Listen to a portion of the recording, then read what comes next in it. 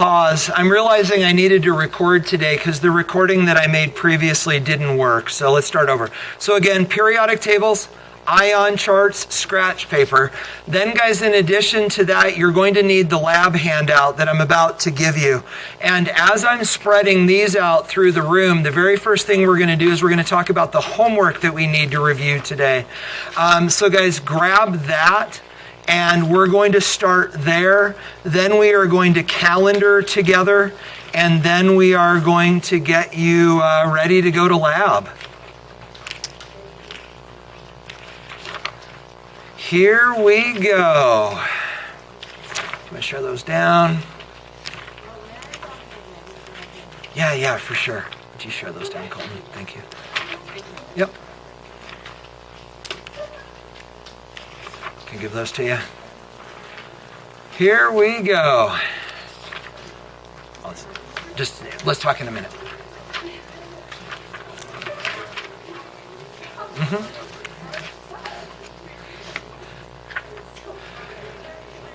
Okay, so guys, first things first.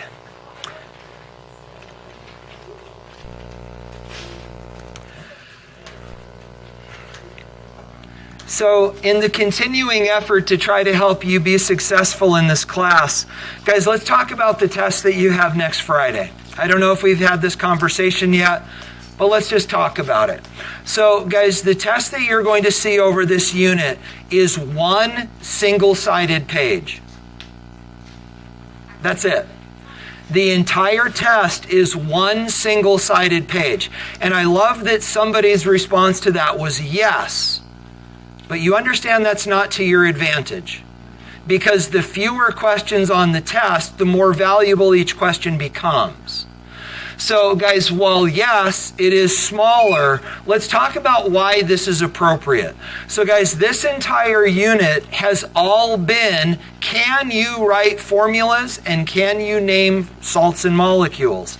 So guys, let me tell you about what the test looks like.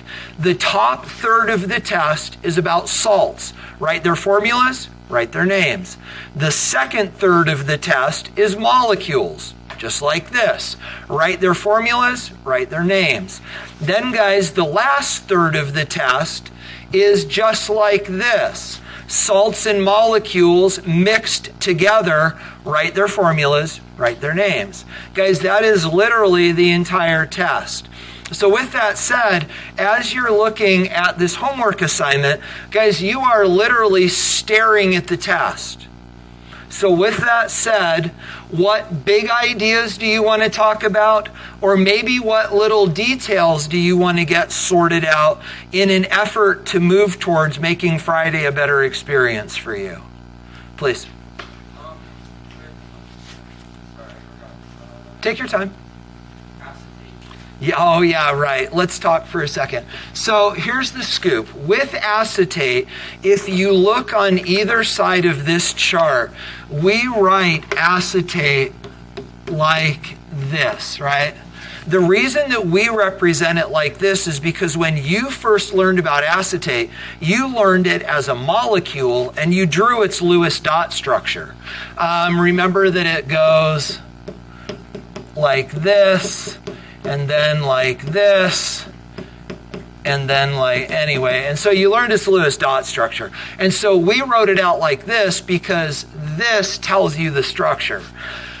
Technically, you don't need to know the structure to treat it as an ion. And if that's the case,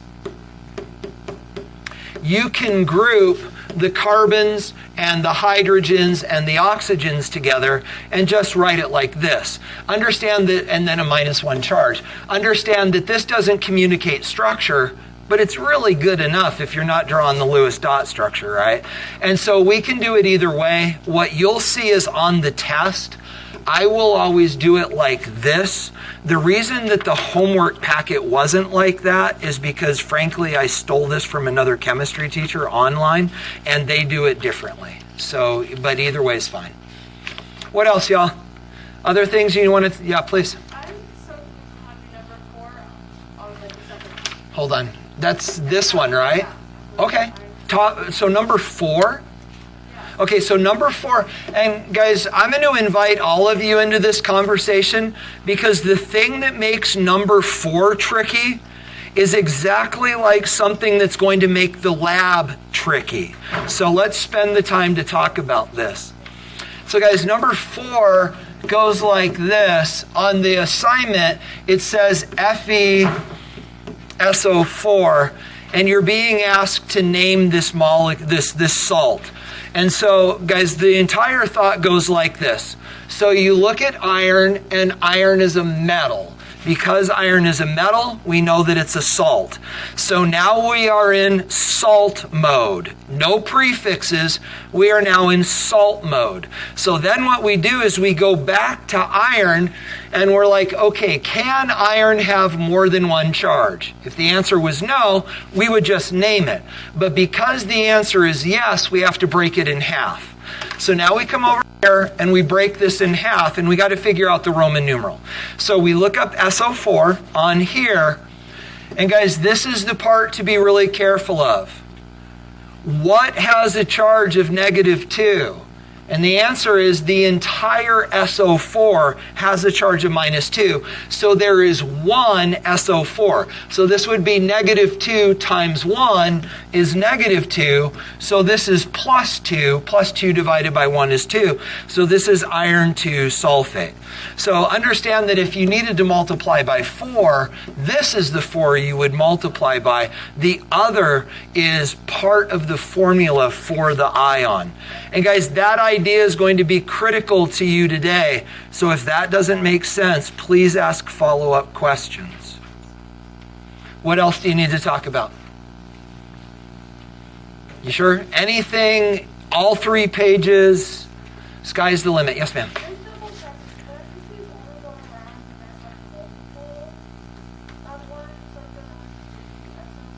Yes, with one exception. Let's imagine that we were doing iron 3 chloride. Okay, if we were doing this, iron is +3, chloride is -1, right? So how many irons do we need? 1. How many chlorides do we need? 3. So this would be FeCl3. So the question is, why is that not in parentheses? Because it's not polyatomic, right? So the only time you use parentheses is when you need more than one of these guys. If you need more than one of an element, you don't need parentheses because it's only one thing. Yeah, great question. What else, y'all? You guys always ask good questions. Go ahead. Okay, so Yeah. you did it, but Uh-huh. can we look at that one again? Yeah, so it's silver phosphate, right? So when you do silver phosphate, we're going to write down the abbreviations. Silver is Ag, phosphate is PO4. Then we need charges. On silver, it can only be +1. Phosphate is -3, right, off of here. So where do 1 and 3 meet up? At 3. So how many of those do you need? 3. How many of these do you need? Just 1. Is that okay? So then it would be 3. Can you read that in the black? So it would be 3 silvers and 1 phosphate. Okay, and so like the 1 is there, but you don't. Yeah, the 1 is understood. Yep. Anything else, y'all? You really okay? Okay. So guys, please do this. Take your homework assignment, you can just get rid of it. Put it in your notebook, whatever you need to do. And then guys, at that point, you need to grab the labs that we're looking at today. And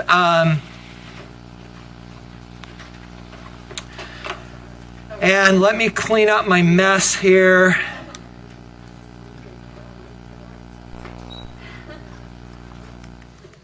And get rid of this. And okay. Hey, so guys, before we get started today with this lab, let's talk a little bit about calendar. So today, obviously, we're doing a lab. But guys, the lab that we are doing today is not due on Wednesday. Remember, no school, right, on Mondays. So I see you Wednesday, Friday. This is not due on Wednesday. If you want, you could even write it across the top of your lab. It's due on Friday. So guys, with that understood, I want to talk with you about Wednesday. So guys, Wednesday is going to be a completely open-ended day for you. You can work on whatever is most important to you on Wednesday, which is probably the thing that you don't think you're going to be able to do at home by yourself. So guys, what are the things that you're going to have to work on? Well, one of the things is this. You're going to have as much time as you want on Wednesday, the class period, to write up this if you would like. Guys, the other thing that you're going to have to work on Wednesday is actually homework assignment number 4, which looks a whole lot like homework assignment number 3 because I stole it from the same teacher. And guys, this is review for the test. So you're going to have the entire class period I'll be a resource to you, but guys, the entire day to work on your lab write-ups, to work on practicing for the test. Whatever you don't get done on Wednesday becomes homework. We'll turn all that in on Friday and we'll take the test. You get the idea? Okay. So guys, with that said, let's now turn our attention to the lab. So guys, grab the lab sheet that you got in front of you. Let me shift gears. And here we go. So guys, think about the way labs happen when we go into lab. So we introduce the lab and it's all right, guys, here's what we're going to do. And you guys get up and you walk into lab and it's like the chemistry fairy came the night before and set out all the chemicals that you magically needed to do the lab. Well, guys, today I need to introduce you to the chemistry fairy. And it's me. Guys, when we do labs, Miss Call and I are here late into the afternoon setting up the chemicals that you need for the lab. Well, guys, I bring this up this time because you are only going to be successful in this lab if you understand the work that we did to set up this lab. Because guys, the lab doesn't start when you walk next door. The lab started yesterday after school when Miss Call and I met together and spent hours setting up the chemicals that you need for the lab. So guys, with that said, don't miss the next 5 minutes, because if you don't understand what went into preparing this lab, you're not going to be able to do the lab. So guys, this is what's going to happen in lab today. You're going to walk into lab in just a minute and you're going to put on your goggles. I'm not going to wear mine because technically these aren't really dangerous solutions and my goggles fog up right now. So guys, you're going to walk into lab, you're going to put on your goggles, and then you're going to go to the front of the lab and you're going to grab one of these trays. Now, guys, in these trays, there are 6 bottles. And what you're going to find is that there are 6 sets of these that we call, does it say it right here? That we call set number 2. And then there are 6 of these trays that we call set number 1. Eventually, you'll get to work with both. It doesn't matter which one you grab. So, guys, you're going to grab one of these trays. And then in here are 6 salt solutions. So, for example, this is the salt Cobalt 2 nitrate dissolved in water. This is the salt potassium hydroxide dissolved in water. This is the salt sodium hydroxide dissolved in water. This is kind of pretty. This is the salt copper 2 acetate. There's acetate, right? Copper 2 acetate dissolved in water. This is the salt this is copper 2 acetate. This is the salt cobalt 2 chloride dissolved in water. And then this is the salt table salt, NaCl, dissolved in water. Now, guys, the question becomes this. Where did these salt solutions come from? And the answer is we made them. So for example, let's use Cobalt 2 nitrate as our example. How did we prepare this? And here's the answer. We go into the stock room and we have these huge bottles of these salts and we weigh out an appropriate amount. You're going to learn to do that in the next unit. But we weigh out the salts. So this is the salt Cobalt 2 nitrate. And then what we do, guys, is we dissolve this salt in 1 liter bottles. So we dump this in here, fill it up to 1 liter, and we create the solution. And then, guys, at that point, we fill the little bottles off the big bottles, and then we put them together in sets. So guys, why is it important for you to understand the measuring and the dissolving and the pouring? And guys, the answer is this. You've got to be able to figure out what is in these bottles. So let's use NaCl as our example. Guys, what's inside this bottle? There's no salt. Guys, there is no such thing as salt water. There is salt inside this solution. So there's water as well, right? But guys, there is no salt inside of here. So let's talk about what's going on. Can you picture the videos that we learned in the last unit? Guys, when you put salt in water, can you picture the animation? What do these water molecules do to the salt? So when we grab salt and put this in water, what do the molecules do? Yeah, I love your hands there, Bryce. They do, right? The water molecules come along and like little tugboats through intermolecular forces, they drag these ions off into solution. And guys, when this is done dissolving, there's no salt left. All of the salt has broken down into ions, and that's what's inside here. So if you're not tracking with me, let me share this with you again to remind you about what we're saying. So guys, the idea is we put salt in water and the water molecules grab a hold of the ions and they drag these ions off into solution. And this crystal is literally being ripped apart. And as this continues to happen, more and more ions leave the surface of the salt, and these ions get trapped up inside the water, and we've got positive sodiums and we've got negative chlorides, and eventually all of the salt crystal dissolves. And at that point, guys, this is all we've got. There is no salt in the water. There are simply sodium ions and chloride ions. Do you understand the idea? Because guys, that's what you've got to be able to think through in lab today. You're going to pick up each one of these bottles and you're going to ask yourself the question, what is inside this bottle? So when we pick up an NaCl bottle, we got to understand that what's actually in here is Na ions and Cl ions. Anything there you want to talk about? You okay with the idea? Then guys, let's do this. Let's grab another bottle. So what about this? What if the salt that we're talking about is now Cobalt 2 nitrate? Now it gets a little more complicated. See guys, with Na and Cl, it's easy because it breaks up into Na and Cl. But now you've got to be able to grab a hold of a bottle like Cobalt 2 nitrate and figure out what's floating around in here. So guys, to help you understand what's floating around in here, let me first of all show you what a Cobalt 2 nitrate crystal looks like. Guys, it actually looks like this. Cobalt ion is in the middle, and it is flanked by 2 nitrate ions, and that structure just keeps repeating. In the same way that this keeps repeating, NAs and CLs, that keeps repeating cobalts and nitrates. And it just repeats all the way through the crystal. Obviously, that's 2-dimensional and not 3-dimensional. But guys, the question then becomes this. When you put this in water, the water molecules are going to come and pick that apart. Here's the question. Where's it going to break? What will this break into when water rips it apart? Again, the question, what will this break into when water rips it apart? Do you have an idea? Share it with the person next to you. What is this going to break into when water rips it apart?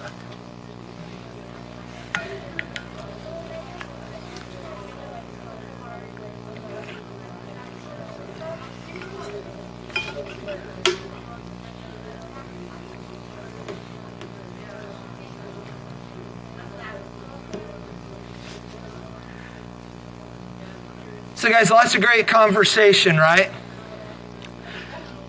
5 or 10 more seconds and then we're going to pull it together. So guys, let's talk. There's all sorts of things that could happen here. Let me suggest the extremes. So guys, this is a possibility. When we throw this in water, all of these bonds could break. The cobalts and the nitrogens and the oxygens could all fly apart, and we could end up with cobalt atoms and nitrogen atoms and oxygen atoms floating around in solution. That's one extreme. Now guys, at the other end of this, there's the possibility that it could break like this. And the cobalt nitrate, this substance, could just float away intact. But guys, neither of those is correct. So what is it that actually happens when this goes into water? Ready? I made this up all by myself. Ready? So here comes all the water molecules. Did you notice they're even oriented properly by dipole and charge? And then when the water molecules pull this thing apart, that is how it splits. Now guys, let's talk, because this is an interesting question. Guys, why, I'm going to just switch to black. Why did those bonds not break? Why did the bonds inside the nitrate not come apart? They're stronger, right? Guys, they are so strong that what kind of bonds are those inside of these polyatomics? They're covalent bonds. Remember, we've drawn the Lewis dot structure for this. We put it in brackets and put -1 up here. But guys, this is a double bond, and this is a single bond, and that's a single bond. And these covalent bonds are so strong that the water molecules can't break them. So when water starts pulling on this, it breaks here and it breaks here, but the covalent bonds inside the polyatomics don't break. Those bonds never break. The polyatomics always stay intact. So guys, now we can answer the question, what is inside the bottle? Where'd my bottle go? There it is. So guys, the question then becomes this. What is inside this bottle of cobalt-2 nitrate? What's in here? So cobalt ions and nitrate ions. That's it. Guys, we've got cobalt ions and we've got nitrate ions. Now look, understand, we've got twice as much nitrate as cobalt, but guys, in this lab, we do not care. All that you're doing in lab, and this is the important idea, all you're doing in lab is you're writing down the kind of ion and not how many. So this contains cobalt ion +2 and nitrate ion -1. Questions about that thought? You're okay? Okay. Then guys, grab your labs and let's talk about how this lab works. See how what I have on the screen is a small version of what you have in front of you. Guys, the grid at the top of my screen is your data chart. You'll notice that you have 2 and I only have 1. Guys, the reason that you have 2 is because you're going to do set number 2 and then eventually you'll do set number 1 or vice versa. You're going to do both sets. But then guys, you'll also notice down at the bottom, I made a small section of your calculation chart. If you grab your lab and flip it over, you'll notice that it rolls onto the back. And guys, here's what I'm going to do. I'm going to do the lab in front of you. Do not write any of this down. Because guys, no 2 of your lab reports will be exact, well, it'll be the same as your partners. But guys, no 2 lab reports will ever be the same because this is literally random. So guys, please do not write any of this down, but do watch and make sure that you can imagine yourself doing this so that you can be successful. So guys, here's how this goes. You go to the front of the lab and you grab a box of these chemicals and you sit it down with your lab partner and then you go, okay, lab partner, let's grab a bottle. Doesn't matter which one you grab, but guys, I just happened to grab this bottle, cobalt-2 nitrate. Now the question becomes this. What are the ion types in cobalt-2 nitrate? But guys, we already figured that out.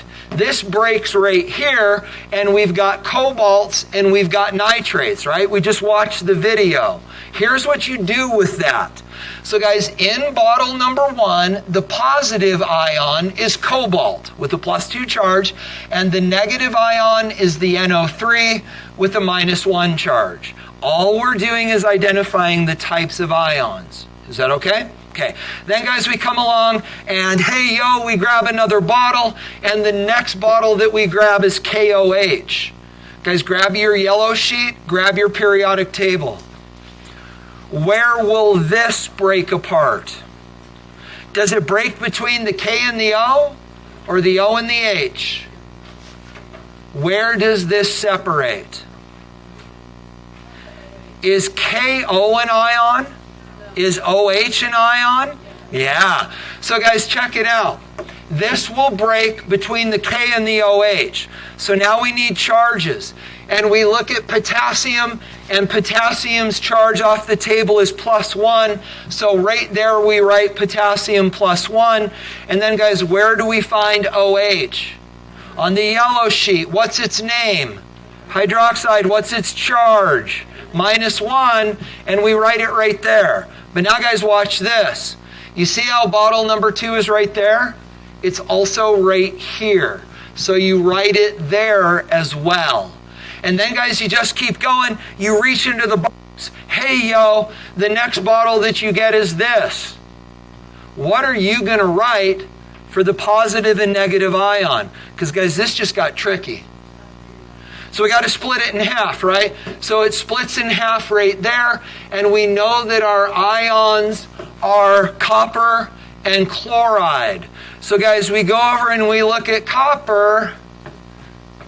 We're stuck. It's got more than one charge. So we know that it's copper, but what's its charge, or how do we figure it out? You work it backwards. Guys, this is why you're taking scratch paper to lab. So we look up the charge of chloride. Chloride is -1. -1 times 2 is -2. So this is +2. Just like figuring out the Roman numeral, right? +2 divided by 1 is 2. So guys, this ion is copper +2.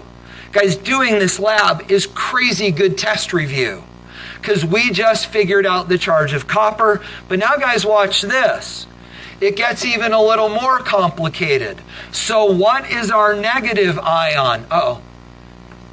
What is our negative ion going to be? It's not Cl2. Guys, what does this 2 tell us right here?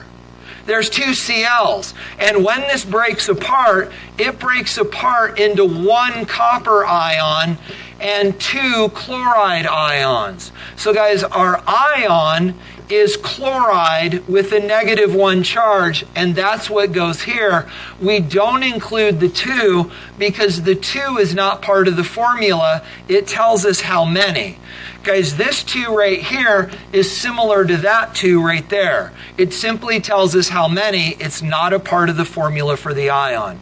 So, in the same way that we wrote that one twice, this one we also write twice. So copper and chloride, and you just keep going. So guys, at the end of this, you will have done this for all 6 bottles. At this point, gang, you're ready to start doing the chemistry. And here's what you're going to do. Inside a micro well tray, you're going to grab bottle number 1, which is cobalt nitrate, and you're going to fill it about 1/3 of the way full with cobalt nitrate. And then you're going to be like, okay, now I'm going to do bottle number 2, and that's the potassium hydroxide. So you're going to grab the potassium hydroxide, and you're going to fill it another 1/3 full with the potassium hydroxide.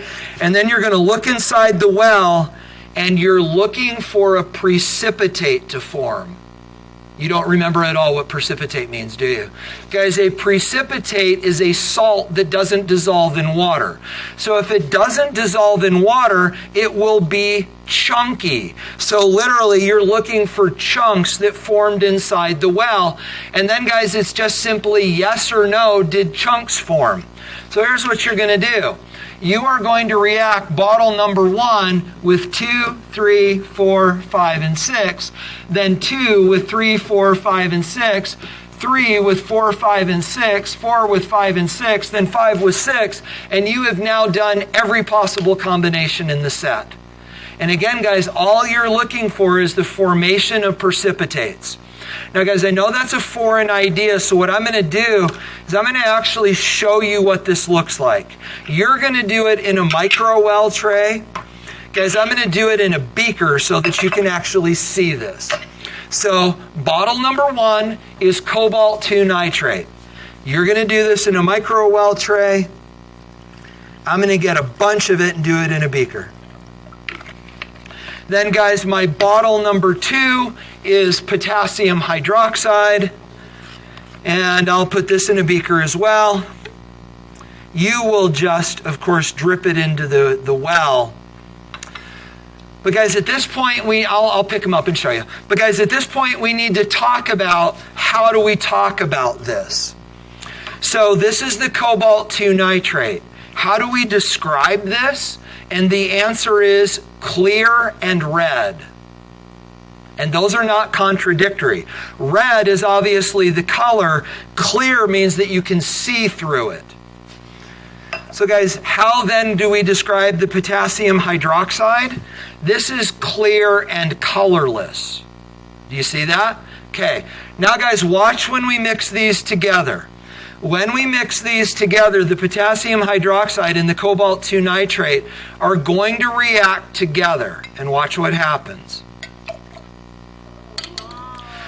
So guys, this is no longer clear, this is no longer red, and it is no longer colorless. Obviously it's blue, but how do you know that it's no longer clear?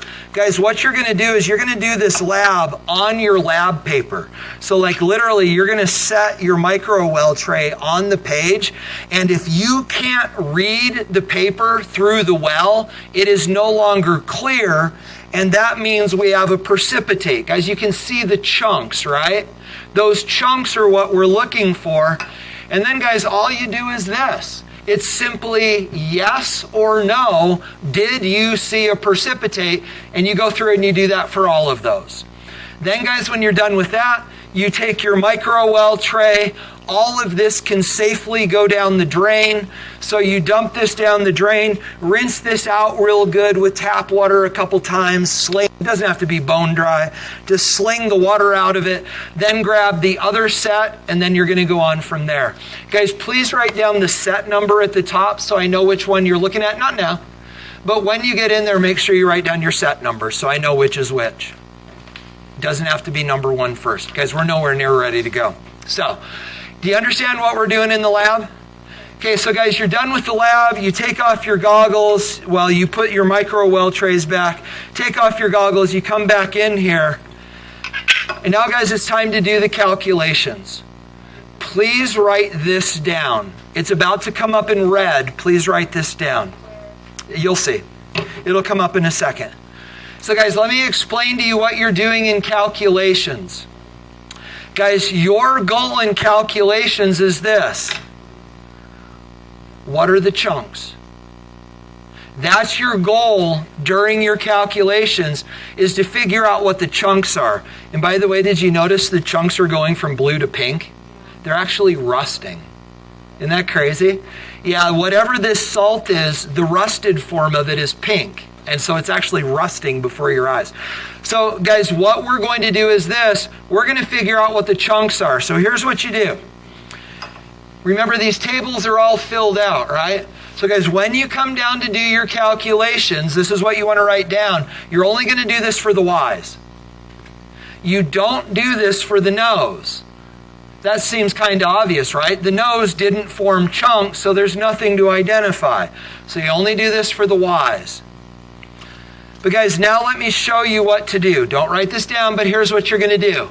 You're going to, okay, bottle 1, bottle 2, that formed chunks. So you're going to write it down twice. Bottle 1, bottle 2, write it down twice.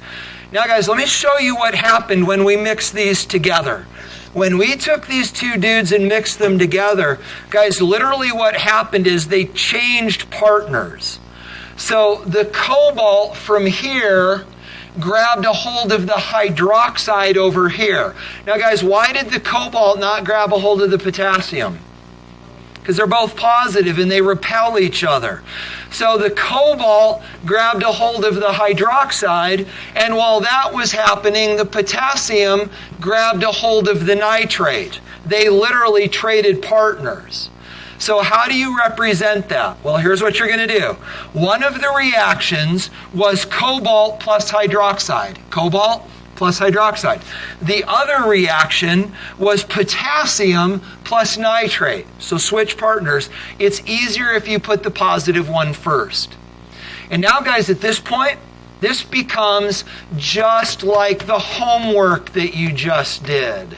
You ready? Check this out. Guys, plus 2 and minus 1, where do they meet up? At 2. So how many cobalts do we need? 1. How many OHs do we need? 2. Does it go in parentheses? Yes, because it's polyatomic and that's the formula. Now, guys, we need to name this. And it's not okay to call it cobalt hydroxide because cobalt can have more than one charge. So we need a Roman numeral. So that's cobalt 2 hydroxide. Then, guys, down here, potassium's plus 1, nitrate's minus 1. So we need one of each. Potassium only has one charge. So no Roman numeral, that's potassium nitrate. See how that's just like the homework? Then, guys, at this point, grab your solubility tables, and here's the last thing you're going to do. Look up cobalt 2 hydroxide on your solubility chart. Is it an S or is it an I? Cobalt 2 hydroxide, S or I? It's an I. Now, guys, look up potassium nitrate. Is it an S or is it an I? Potassium nitrate is an S.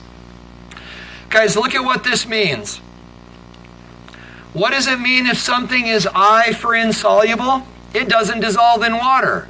Guys, those are the chunks. Right? These chunks don't dissolve in water because if they did dissolve in water, they wouldn't be there. They'd be dissolved. So, guys, we just identified the chunks, which we call the precipitate. So the one that is insoluble, yes, that's the precipitate. But now, guys, here's the interesting question. Where did the potassium nitrate go? Where's the potassium nitrate? It's dissolved in the water. Huh? So, guys, the potassium nitrate is soluble, so no, it is not the precipitate. It's dissolved in the water. Do you get the idea? So, guys, that's what the lab report will look like. You'll do that for all of the yeses. Again, it's not due until Friday. Questions about what we're doing? Please. This one? Yeah, so that is just the bottle numbers 1 and 2 in this case. It's frankly just a reference for me, so if I'm trying to figure out what you're doing, I can look at your chart and know what you're doing. So, you guys good? Goggles, let's get next door and go. Here we go. Autumn, you want to just make this yours? Sure. Perfect. I just know how to lab work now. Join another group. Okay. Yeah.